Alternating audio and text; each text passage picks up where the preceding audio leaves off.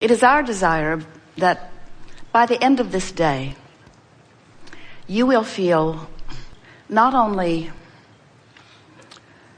allowing of the contrast, but enthusiastic about it. Not just tolerating it because you can't do anything about it, because you can't do anything about it, but eager about it, remembering how you felt about the contrast and variety of this time-space reality before you made the decision to come. In fact, because of the contrast, you made the decision to come. Because you are a creator. You are an eternal creator. And so you knew from that non-physical vantage point that nothing could be more conducive to a joyful existence than to be on the leading edge of creation. And you knew that nothing could be more conducive to a leading edge, expanding environment than variety from which to choose. Variety in which you can focus your personal preferences. Oh, those are such good words. Your personal preferences. We'll make it even better. Your personal, selfish vantage point preferences. All consciousness has a vantage point, even if it's a one-celled organism. All consciousness has vantage point, and all consciousness is perceiving. All consciousness is having experience. And the experience is understood by the consciousness who is having it. And so you knew that as you came into an environment where even as an infant you would perceive, you knew that out of that perception would come your selfish point of view, your selfish request for something even better, something even better, something more and therefore better, something better, some improvement from where you are. And it is that selfish interest that all consciousness holds that is at the heart of the evolution, just not of your species, but it is at the heart of the evolution of all that exists. It is at the heart of the expansion of that which man calls God. It is at the heart of the expansion of all beingness. And it is at the heart of the eternalness that you and we are all promised. So you made a very clear decision to come forth into the consciousness of contrast. And we want you to remember that you not only made the decision to come forth because you knew there would be value in expansion, you made the decision to come forth because you knew there would be value in the joyous experience within the expansion. In other words, you knew from that vantage point that you cannot stand still. And you knew that the greatest thrill in life is the reaching beyond where you are. And we want to say to you, when you in your physical body reach beyond what is, do you know that this combination of beingness has never been before in all of the universe? That which you are physically and non-physically, and that which we are, as we come together in this small forum, this co-creation will go beyond anything that has ever happened before.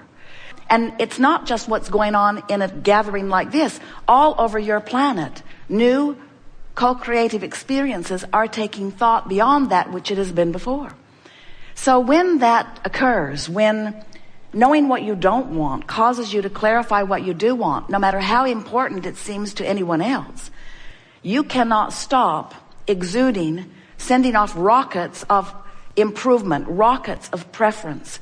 And when that happens, that's when the expansion of the universe occurs. That's when the vibrational occurrence of creation happens.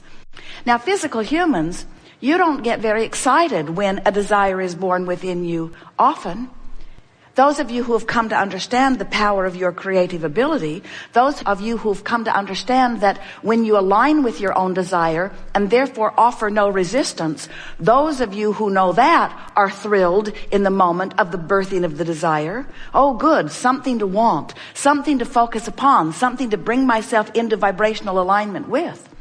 But humans who don't understand focus, who don't understand energy, who don't understand vibration, who don't understand eternity, who don't understand who you were before you came into this body, who don't understand that even while you're in this body, the larger part of you still remains non-physically focused, those humans who don't understand that, who don't remember the big picture, those humans do not take any sort of delight in the launching of a desire until they've figured out how to bring it into manifestation. In other words, until most humans know how it's going to come, when it's going to come, where it's going to come from, who's going to help them. In other words, if you've got someone that you believe can assist you, someone who will back you up financially or support you in some way, most humans are not all that excited about a new unfulfilled desire. And the operative word is unfulfilled. That's the operative word. Unfulfilled. Unfulfilled. Where's it going to come from? Where am I going to get it? Who's going to bring it? How's it going to come? If you don't have answers to those questions, and you almost never have answers to those questions in the beginning of a launch, then your desire doesn't feel good to you. It feels like absence of something wanted. Because when you stand in a manifested reality, and your manifestation does not include the new desire that you just hatched, or the new desire you hatched yesterday, or the new desire you hatched last year or 18 years ago, that new desire that you hatched, that you haven't figured out how to fulfill, it's not ringing your bells usually, because you have forgotten the process. And the most important thing to understand is you are so enamored with your manifested reality that since you look at your reality and you can't see the car you want in your driveway, or the mate you want in your bed, or the money you want in your bank account, you can't see the way to book those tickets for that flight to that place you want to be. If you can't figure out how it's going to come about, then that desire is haunting for many of you, and unpleasant for many of you, and annoying for many of you, and defeating for many of you, the physical yous who are surrounding this planet. So we want to help you to understand that, yes, of course, there is always a gap between the hatching of an idea or the hatching of a desire and its manifestation, but you don't have to wait for the manifestation in order to know the reality of it. Because everything that is ever manifested in your life experience, there has been a vibrational reality that preceded it. And that vibrational reality is where the source within you stands. It's where your inner being is. It's where the larger part of you is. It's where your creation has already come together. It's where all cooperative components have come about. And it's the place that we are calling the vortex of creation. You came forth into this body and you are comparing and sorting and sifting through data. And all day, every day, you are launching preferences vibrationally, just like all creators do. And as you launch those preferences vibrationally, even though you and others in your neighborhood might not be able to see it because it has not manifested in a way that it can be translated through your physical senses, it exists nevertheless. It is a vibrational reality. And we hope today that we are able to bring you to the place where you are able to feel the content of your vibrational reality as vividly as we feel it and see it and know it to be. Because if you can accept the reality, the concrete reality of your vibrational reality, the reality that precedes all manifestations, and if you can begin today to look forward to your vibrational reality, you will today begin to live your life the way you intended to do it. Think about it. As source energy coming forth into a physical body, you actually made the decision to come forth, get ready for the drum roll, into an infant body with no teeth. An infant body, not able to even stand up. An infant body, completely dependent upon someone else for resources. An infant body, not ready to take hold of your life. An infant body, that's the confidence with which you came as consciousness into this time-space reality. Understanding so fully that even in that infant body, you would stand as a consciousness that would emanate preferences, knowing that those preferences would move into this vortex of creation, and that the larger part of you and that which man calls God would tend it and hold it and beam the light so bright and call you toward it. You understood, you had such faith and confidence that well-being was yours.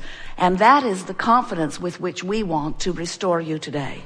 We want to bring you back to remembering who you are. We want to awaken within you a memory of this vortex of creation, this vibrational reality. We want to distract you from the reality that you call real life reality. And we want to convince you that the reality, even the reality that you are living right here today, is past tense. It's done. It's old news. And where everything is at, where all of the action of life is, where everything that you are, everything that you have recently become, and everything that you are humanly, physically moving toward is in this vortex of creation.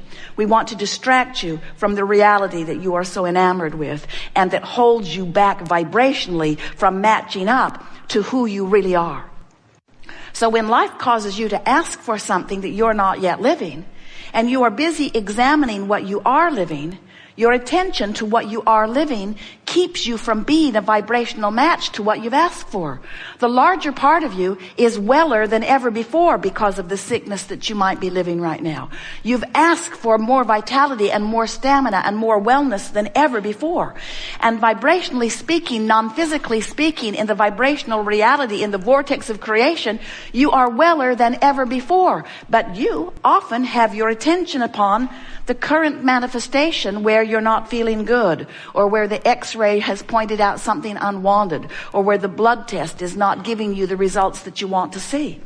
So as you not only face, wallow in. As you wallow in, we love you very much. As you wallow in your current reality, you deprive yourself of the vibrational connection to who you really are, and you hold back. You hold yourself back. You resist your own expansion. You resist your own well-being. And when you do, you feel negative emotion that is your indicator that you're doing just that. Every single time you feel negative emotion, no matter what, whether it's depression, whether it's fear, whether it's anger, whether it's overwhelmment, it does not matter what the negative emotion is, although there are levels of them in terms of intensity.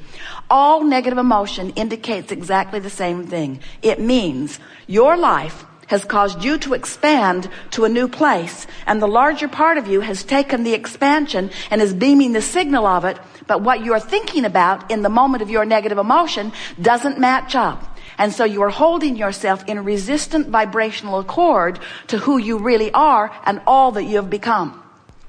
And until you find a way of letting go of that resistance, you're not going to feel good. You're not going to see the manifestation of what you want because you're on a different frequency than it is. You cannot set your radio dial on 6:30 a.m. and hear what's being broadcast on 98.7 FM.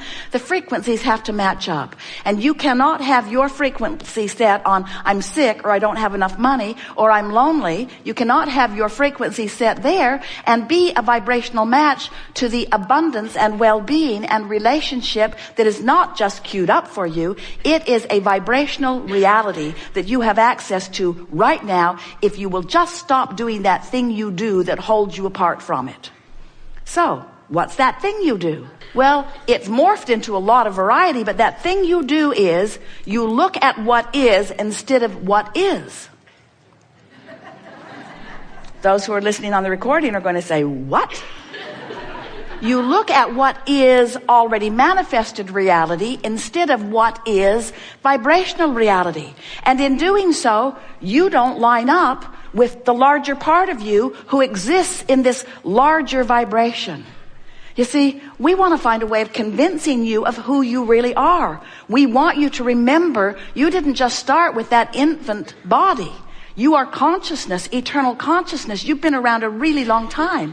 You didn't just blunder in here unworthy to prove worthiness. You didn't just blunder in here hoping that life would be better. You are a creative genius who said, what could possibly be better than to come as consciousness into a time-space reality that has this much evolution already under its belt? Do you realize the enthusiasm with which you joined this time-space reality? You knew that there was so much variety to choose from. You knew that you could carve out incrementally and with incredible detail a perfect and specific chosen life by you, for you.